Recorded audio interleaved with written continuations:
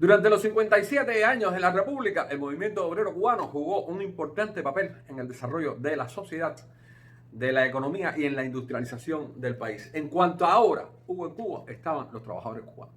Esos trabajadores cubanos que en el año 1939 crearon la Confederación Nacional de Trabajadores de Cuba, CTC, pero que en el año 1959 se trastocó en la misma CTC, pero en este caso Central de Trabajadores de Cuba. Era la intención de un régimen comunista, de una dictadura del proletariado, como se llamaba en esa época, de controlar al movimiento obrero cubano. El gremio de los constructores, yesistas, albañiles y demás tenía una fuerza importante en el desarrollo de la sociedad cubana, sobre todo en las redes de lo que hoy se llama sociedad civil. Hace 63 años, pues, se creó el Sindicato Nacional de Trabajadores de la Construcción con el objetivo, claro, directo, de controlar al movimiento sindical de los trabajadores de Cuba. 63 años después, ¿qué tenemos? Pues bueno, eso lo veremos en este espacio. Hola, esto es Alea Pesán Report desde La Habana, Cuba, un compendio de la política, la sociedad y la cultura cubana. Hoy, lunes 2 de diciembre del año 2024, abordaré mal y rápido, en conjunto con Cuba Sindical, el tema del sindicato de la construcción y a dónde va el sindicato de los trabajadores de la construcción en Cuba. Pero como dice Petronio, el árbitro del buen gusto, la prisa no es elegancia. Y aquí tenemos Maleconazo mientras la dama duerme, esta novela de época que se centra en los momentos duros, en los momentos del periodo, del llamado eufemísticamente periodo especial, y donde, por cierto, los trabajadores de la construcción fueron utilizados como herramienta de choque contra los descontentos. Y si alguien tiene duda, revise la historia del contingente Blas Roca Calderillo y otros contingentes que se crearon además de ese, pero cuya función principal era de separar a los trabajadores y esos que se sentían separados, utilizarlos como mano de la violencia. En esta mano de la violencia, en este libro, en esta novela de época, usted encontrará parte de esa narración, pero también oirá hablar del hundimiento del remolcador 13 de marzo, el derribo de los aviones Hermanos al Rescate y, por qué no, también de Concilio Cubano, ese hito de la oposición democrática en Cuba. Pero regresando al tema de Marras, ¿a dónde van los trabajadores? Primero, el señor Misael Rodríguez Llanes, quien es el secretario general del Sindicato Nacional de Trabajadores de la Construcción desde el año febrero del año 2021, pues es el comandante en jefe, el capo di capi de este grupo sindical, que como todos saben y todos cómo funcionan los sindicatos en Cuba, sabemos que es un hombre adyecto al Partido Comunista y que no tiene que ver nada con la vida y el desarrollo de los trabajadores. Él tiene una troika, de alguna manera, de poder, porque además nadie está libre en un sistema totalitario, y uno es el ministro, el ingeniero René Mesa Villafaña, ministro de la Construcción.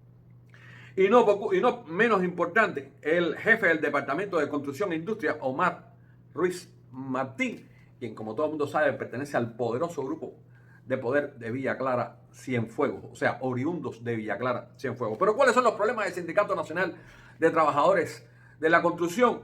A un día, mañana, es el famoso día de la construcción, de los trabajadores de la construcción, 3 de diciembre, en honor al Armando Mestre. Pues bueno, hay un decrecimiento del número de afiliados de hasta 7.000 afiliados al sindicato. ¿A qué se debe? Bueno, ante todo a las malas condiciones que la vamos a exponer, pero también a la migración de los trabajadores cubanos que están buscando mejores horizontes fuera del país. Hay falta de liderazgo dentro de ese sindicato, hay un aumento de la accidentalidad laboral, todo está regida por la empresa estatal socialista, hay un aumento del delito de una manera creciente. Bueno, es en todo el país, pero en el sindicato de la construcción, materiales, pinturas, todas esas cosas que las personas se pueden robar de las grandes obras, pues lamentablemente eso es un pan nuestro de cada día que se puede ver. Existen bajos salarios para los trabajadores. Un ejemplo es que, por ejemplo, un trabajador de la construcción común gana como promedio $24, unos 8.000 pesos al mes, mientras que un albañil, que son algo así como que estarían un poquito más alto, ganarían hasta $45, unos 15.000 pesos. Esos son los problemas en general del Sindicato Nacional de Trabajadores de la Construcción. Ahora bien, los problemas que existen dentro del concepto de la construcción en Cuba.